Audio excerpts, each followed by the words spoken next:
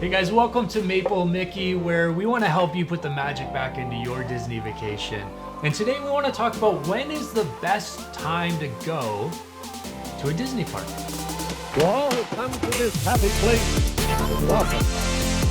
Disneyland is your land. Here age, relive fond memories of the past. And here you may savor the challenge and promise of the future. Hey guys, I'm Lucas. I'm Lisa, and we are Maple Mickey. And like Lucas said, we want to help you put the magic back in your Disney vacation. So first of all, congratulations. You have made the decision to go on a Disney Parks vacation, and I am so excited for you. So now we got to decide, okay, when do you go? What is the best time? And we want to today kind of give you a framework, some things to kind of think about to make an informed decision on the timing of your next Disney vacation. Because spoiler alert, there isn't really a bad time to experience a Disney vacation. There are trade-offs to every season that you're gonna go on a Disney vacation, and it can be magical. Even on New Year's Eve, when the parks are maxed out, it can still be an incredible vacation.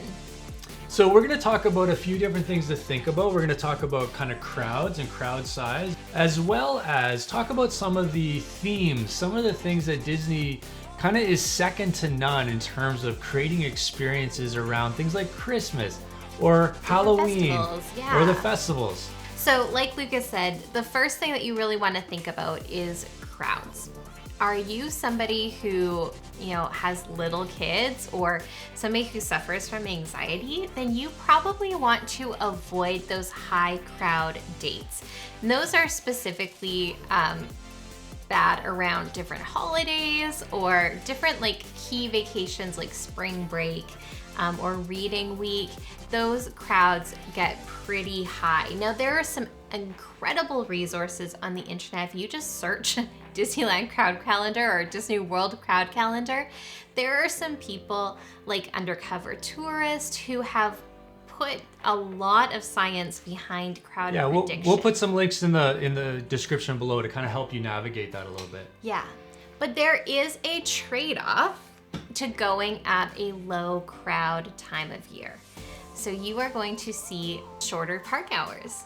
And now that you might be sitting there being like, that doesn't sound so bad if the park opens at 10 instead of 8. And we have traveled with little kids in those kind of shoulder seasons and thoroughly enjoyed that.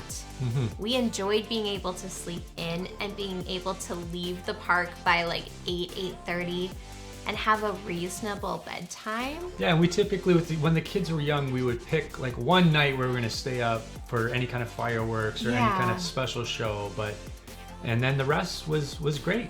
Yeah, and it kind of was a trip saver for us when they were little. They didn't have the stamina to go all the 12-hour days or the 14-hour days.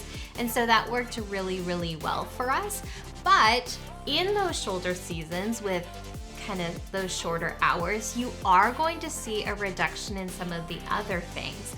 You're going to see in Disneyland specifically a reduction in how often those nighttime shows are played. You're going to see a reduction on the different streetmosphere, like which bands or acts are out just wandering around. You are going to have that trade-off. Now, it's still going to be magical. You're still going to have some.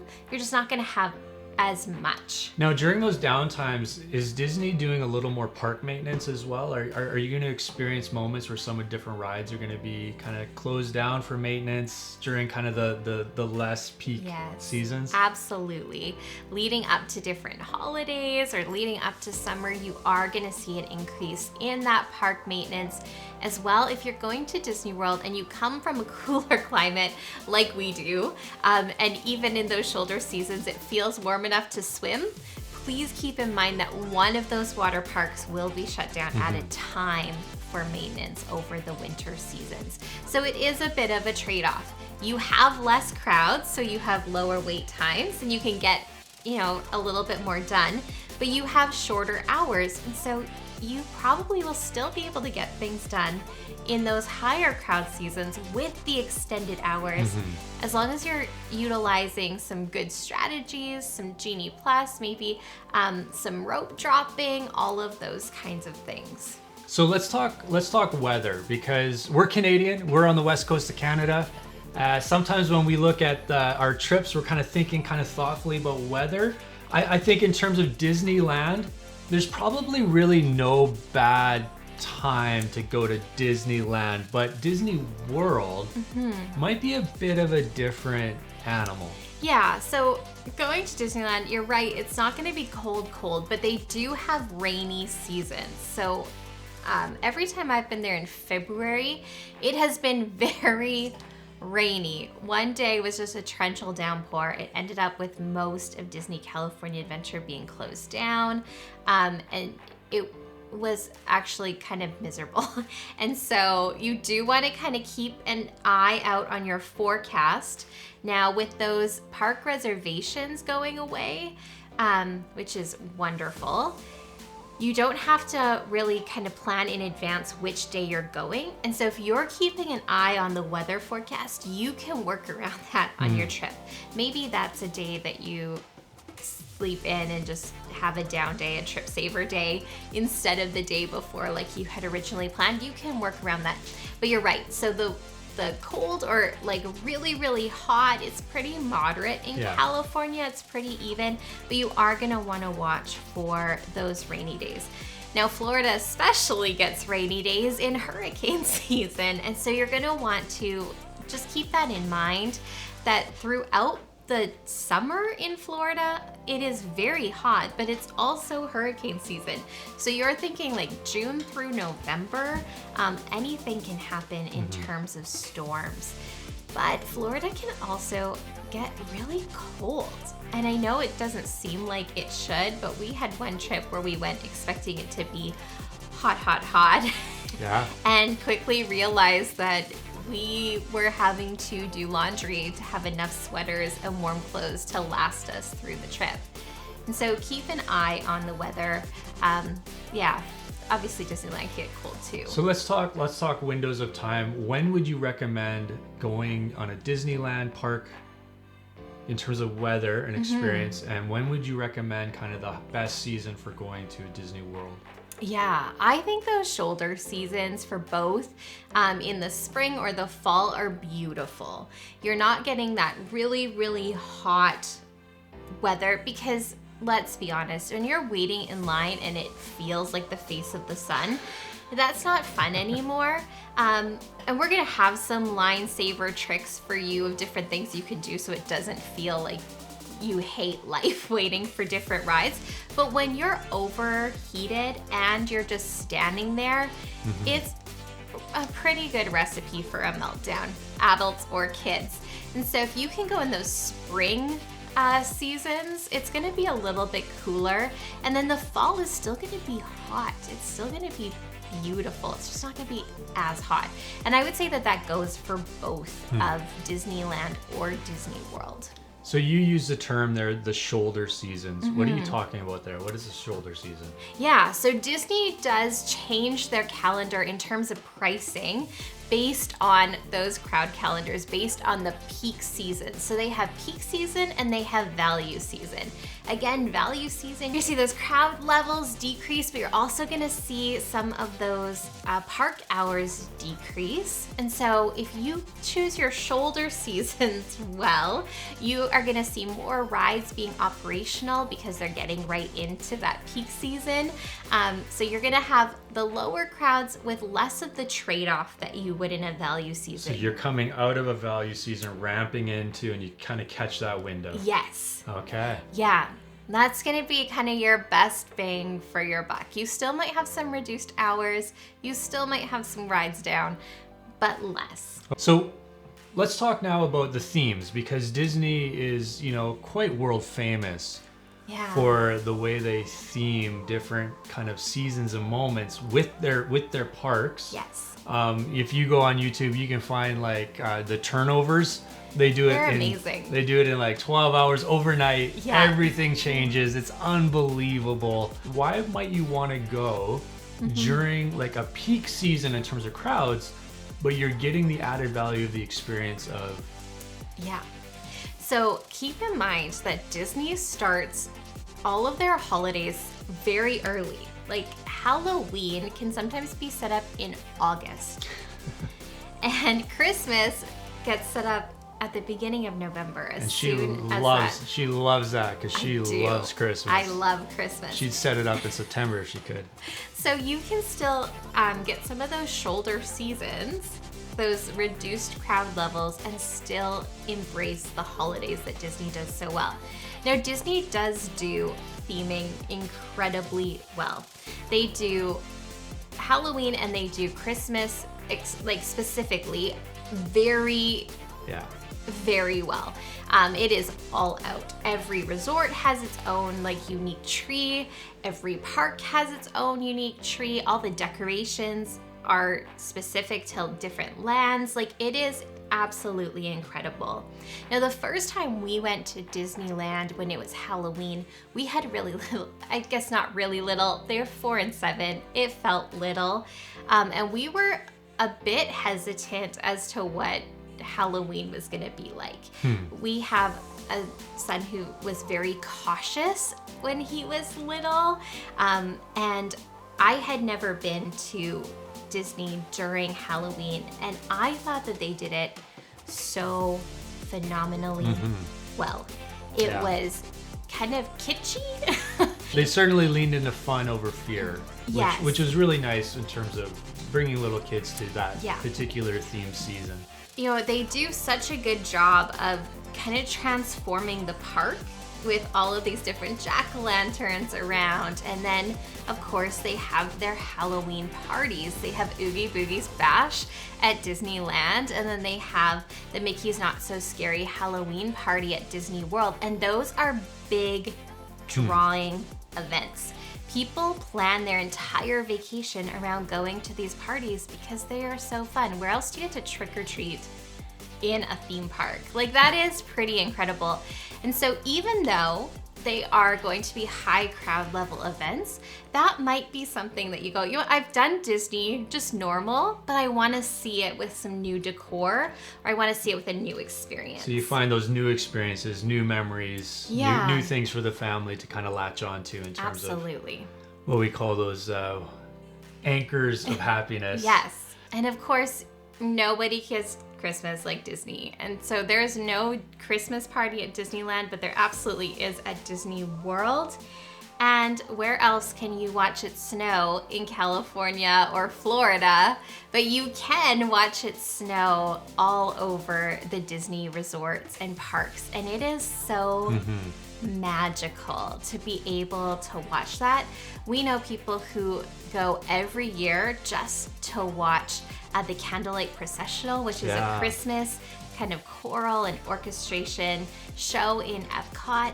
And so there are some things that, you know what, you might decide that this is going to be kind of one of those anchor points or one of those rhythms that your family does, and center your vacation around a season that is always very fun, and it's gonna make it very unlike any other Disney vacation you did during the summer or spring.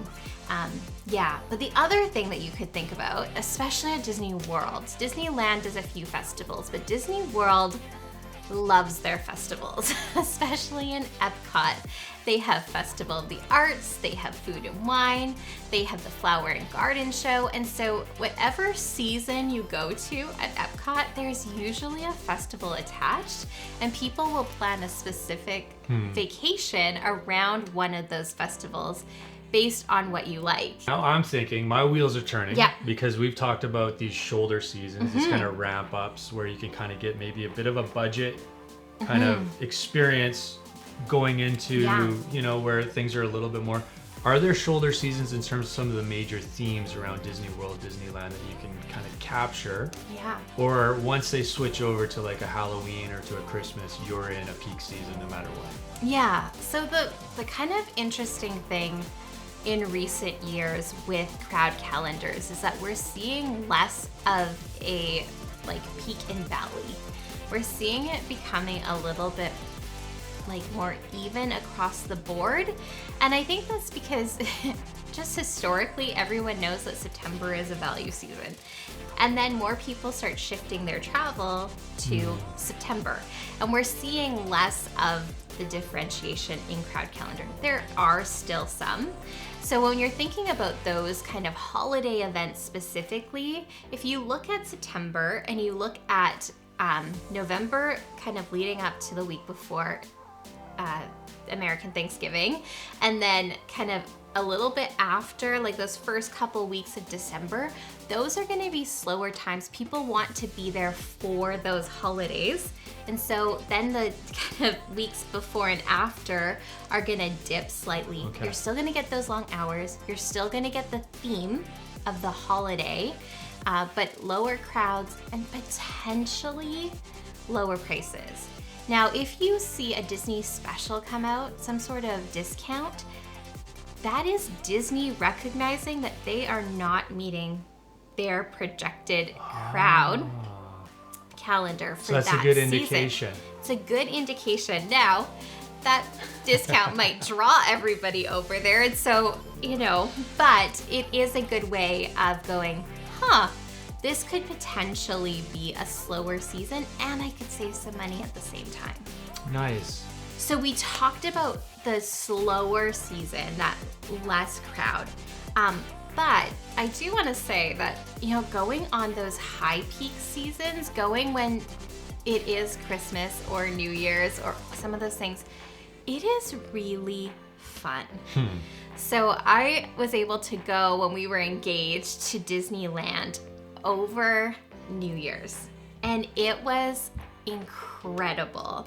Disney does celebrations like nobody else does celebrations, and so they were giving out, noise, like those little blower horn things, those noisemakers and hats, and they had a big special fireworks show. And even though the crowds were 10 out of 10, like you were not allowed to leave if you wanted to come back, they were at capacity. They brought out everything. There were like bands everywhere you looked. There was different street atmosphere, different characters were out just roaming, and they also were able to pull in extra ride vehicles to up the capacity of the rides. So while it was an incredibly busy day, the lines weren't like astronomically long. They kept things moving. They keep things moving. And so if you're looking at your calendar and you're going, this is the only time I can go, but the crowd calendar is saying like it's an 8 to 10 out of 10, that doesn't mean you're gonna have a bad vacation. So what you're saying is the parks also know that it's a 10 out of 10. Absolutely. And they're gonna mitigate some of the wait times by just bringing in extra cars and all the things. Disney is king at making sure that you enjoy your vacation. Yeah. So they're gonna do everything that they can do to make that, just less of a friction point for your family. So let's recap real quick. We're talking about when is the best time to go to a Disney park, whether it's Disneyland, Disney World. We talked about a few things. Yeah. We talked about crowds. Yeah. So we're gonna have some links in the description below to kind of give you some resources to discover what crowds are looking like. Yeah. If you're an introvert like me, you might enjoy a little bit cheaper. Yeah. Potentially. No promises. And maybe less people. And so that's always kind of a nice kind of consideration. Yeah. But we also talk about themes. Yeah. The different holidays and the different festivals might be a time that you go, I don't really care about the crowds. I just want to experience this thing that Disney is putting out. Fresh, new, unique experiences that you don't get any other time of the year. Yeah. And you can find still some of those lower crowd times if you look again on those shoulder seasons of those special events. And then of course considering your ability to deal with the heat or with the cold. Yeah. Now let's be honest, we're Canadians, so the cold situation, whether it's Florida or California, it's not really cold. It's not that bad. You can handle it. Suck it up, princess. But pack accordingly. It certainly is something you want to think about when planning your next park vacation. But as always, let us say you are going to have an incredible time no matter when you go. if you do a little bit of pre-planning, if you think through the logistics of your trip, and we will have so many different trip saver ideas and tricks for you coming up. So we would love to know, when do you prefer to go to a Disney park, Disney World or Disneyland? We would love to hear it in the comments below. Yeah, and why? Tell us why. Yeah, and like always, like, subscribe, hit that bell. We want to continue to bring you great Disney content, tips and tricks, putting the magic back into your Disney vacation. We're Maple Mickey. Have a great day.